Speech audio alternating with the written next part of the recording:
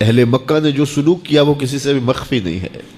پتھر مارے، گڑھے کھودے، کانٹے بچھائے، اجریاں ڈالی، اپنے گھروں کے کوڑے لا کے حضور کے گھر کے سامنے رکھ دیے.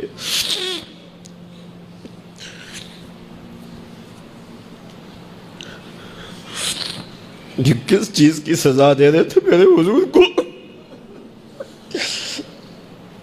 میرے حضور علیہ السلام نے پھر طائف کا سفر کیا کہ شاید وہ لوگ میری بات کو سن لیں، لیکن انہوں نے جو دردناک سلوک کیا وہ بھی تاریخ کا ایک انتہائی دردناک باب ہے.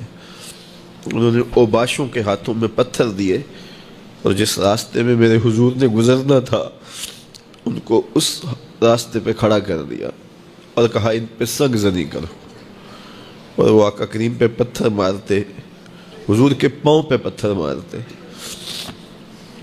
آقا کریم علیہ السلام پاؤں اٹھاتے تو وہ دوسرے پاؤں پہ مارتے. پھر حضور شدت درد سے بیٹھ جاتے تو ان کے دو غنڈے دائیں بائیں سے آگے بڑھتے اور حضور کو کندھوں سے پکڑ کے اٹھاتے، پھر سنگ باری کرتے.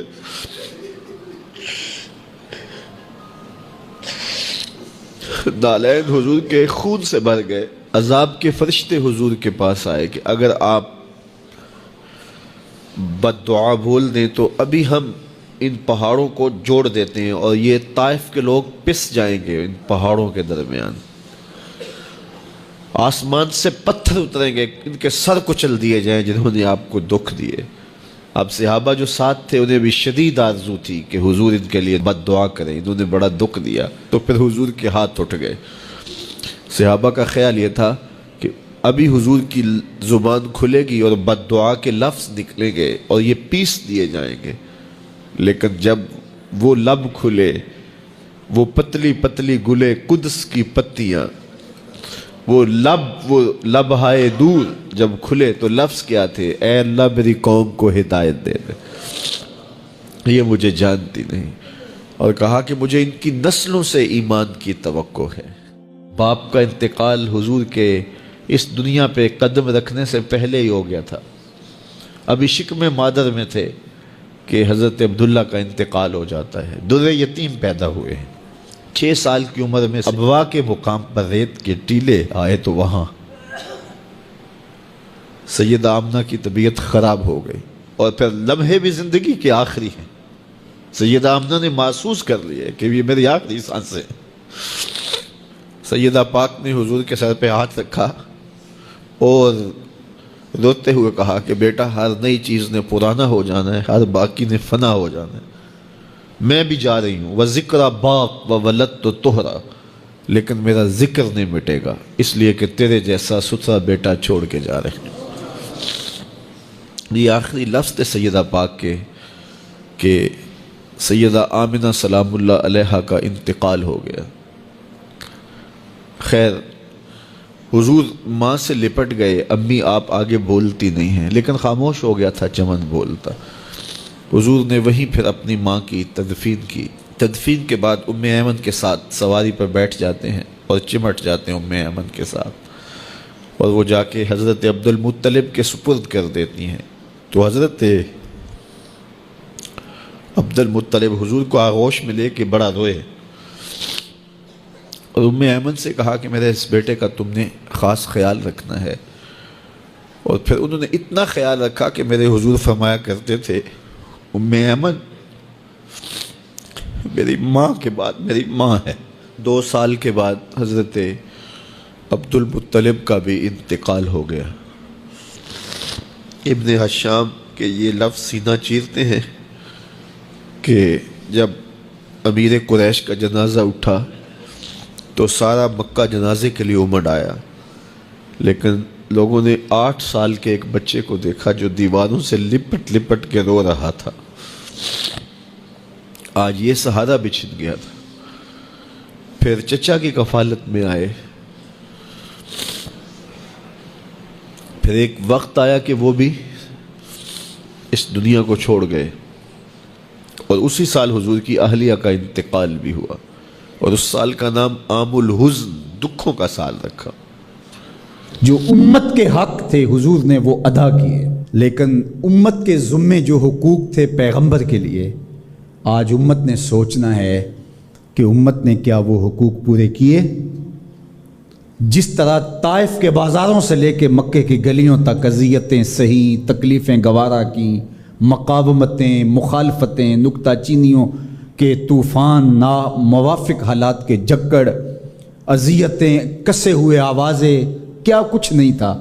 ذرا پلٹ کے مکے کی تاریخ تو دیکھو، حضرت سمیہ کے بدن میں اترتا ہوا خنجر تو دیکھو، حضرت یاسر کو تڑپ کے جان دیتے ہوئے تو دیکھو، اور پھر دیکھو کہ میرے اور آپ کے آقا و مولا کس طرح سے عزم و ثبات کے ساتھ، کس طرح تندہی کے ساتھ، کس طرح اللہ کے پیغام کے ابلاغ کے لیے کوشاں رہے۔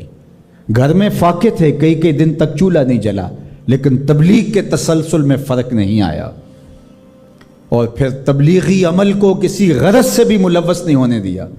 لا اسألکم علیہ اجرا اس پہ شاہد عادل ہے۔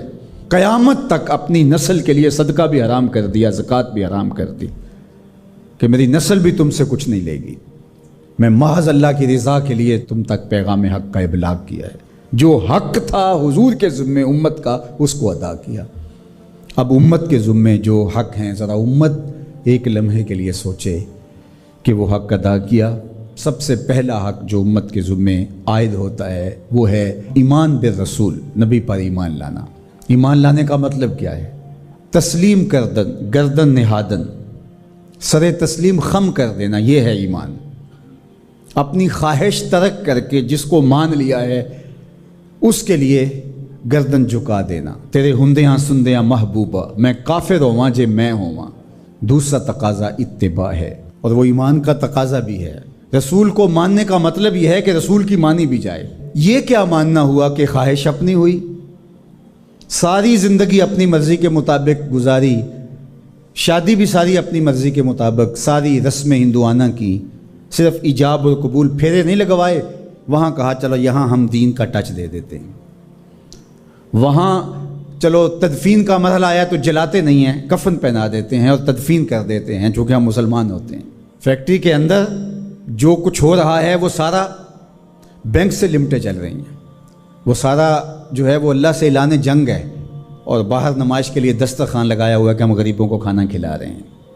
یہ دھوکہ تم اپنے ساتھ کر رہے ہو، رب کے ساتھ نہیں کر سکتے۔ یہاں سر سے لے کر پاؤں تک آنا ہوگا، آدھا تیتر آدھا بٹیر نہیں چل سکتا۔ تو نبی کی اطاعت پھر اس میں کیا، کیوں، کیسے ممکن ہے؟ جب مان لیا تو پھر مان لیا۔ اللہ حکمت سمجھ میں آ گئی تو اچھی بات ہے، نہیں سمجھ میں آئی تو پھر بھی حکیم کا عمل حکمت سے خالی نہیں ہوتا۔ جو حکیم نے کہا اس کے پیچھے کوئی حکمت ہوگی، وہ تمہاری نظر میں ابھی نہیں آئی، کچھ وقت بعد آ جائے گی، نہ بھی آئے تو کوئی فرق نہیں۔ پھر ایمان بالغیب کس کو کہتے ہیں؟ تو اللہ اس کے رسول کی مان لینا کہ بس ہمارے ذمے ان کا حق ہے، ان کی ماننا ہمارا حق ہے، اطاعت ہمارا حق ہے، تو بس یہ کافی ہے۔ اب صحابہ کی زندگیاں دیکھ لیجیے، انہیں حکمت نہیں پوچھی۔ حضور خطبہ دے رہے ہیں اور فرمایا لوگوں بیٹھ جاؤ، یہ باہر رش ہو رہا ہے نا سامنے، تو فرمایا بیٹھ جاؤ۔ حضور کی آواز بلند تھی، بنو غنم میں صحابی آ رہے تھے، وہ وہیں بیٹھ گئے۔ اللہ اکبر۔ کسی نے کہا تم یہاں بیٹھے ہو، کہ حضور نے کہہ دیا اور بیٹھ گئے۔ اللہ اکبر۔ تو یہ ہے اطاعت، یہ ہے فرما برداری، یہ ہے زندگی کا جمال۔